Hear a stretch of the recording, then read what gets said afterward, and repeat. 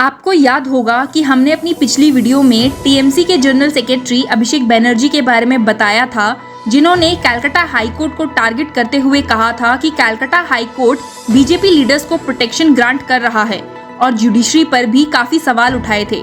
इसी बात को पकड़ते हुए कोर्ट का ये मानना है कि अभिषेक बनर्जी ने लिमिट्स क्रॉस कर दी है और इसे एक कंटेम्प्ट ऑफ कोर्ट माना जा रहा है। कोर्ट का मानना है कि Abhishek Banerjee crossed red lines when he targeted Justice Rajshekhar Mantha of the Calcutta High Court by accusing him of working in a partisan manner to strengthen a particular political party BJP। आपको बता दें कि बनर्जी नाखुश थे over the blanket protection granted by Justice Mantha in December last year to the leader of the opposition Suvendu Adhikari from the pressing action of the state police। On a plea filed by Adhikari in December, justice Mantha ने अधिकारी के 26 FIRs के operation पे stay लगा दी थी and also granted immunity from arrest by the state police.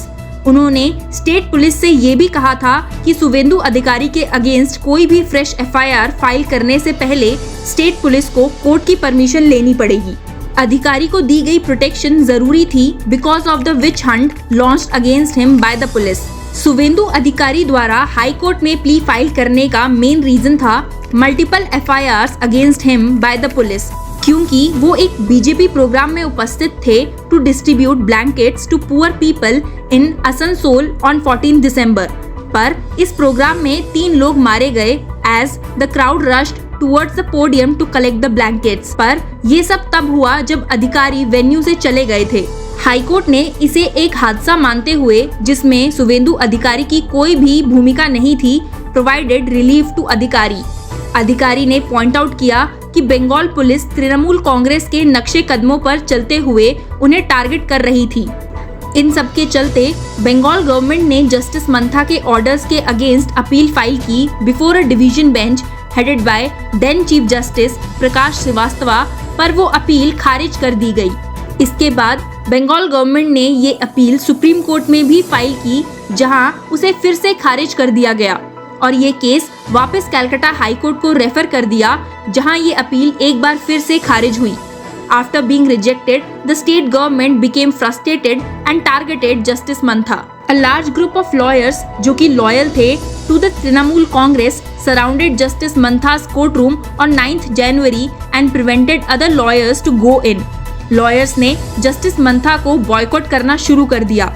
Derogatory posters were also put around Mantha's residence in South Kolkata, having judges' photographs which said "Shame, disgrace in the name of judiciary." उन posters पर 3 charges थे against Justice Mantha, that is, pardons all criminal cases against Suvendu Adhikari, resides at an illegal property, and removes rightful protection accorded to Abhishek Banerjee's sister-in-law। इन्हीं सारे incidents को देखते हुए और situation की गंभीरता को देखते हुए कलकत्ता हाई कोर्ट ने स्ट्रॉन्ग एक्शन लेते हुए कलकत्ता पुलिस कमिश्नर को कहा to identify, arrest and prosecute those who put up the posters.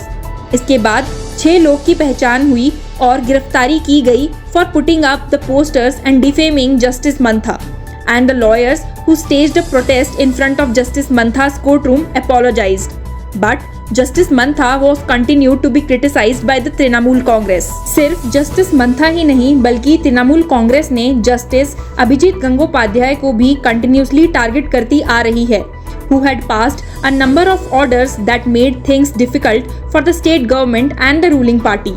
Justice Gangopadhyay भी जस्टिस मंथा की तरह अगली अटैक्स का शिकार हुए हैं by the Trinamool leaders and spokespersons. But Abhishek Banerjee's criticism on Justice Mantha has been the strongest as yet. It amounts to contempt of court. Abhishek Banerjee basically criticized Justice Mantha when Abhishek was on a visit to a state-run hospital to visit some people who were injured in clashes with BJP workers in East Midnapur, which happens to be Suvendu Adhikari's area. Abhishek Banerjee, after meeting injured, said, "The manner in which the Calcutta High Court is making a particular political party stronger and healthy is unprecedented in India's post-independence history.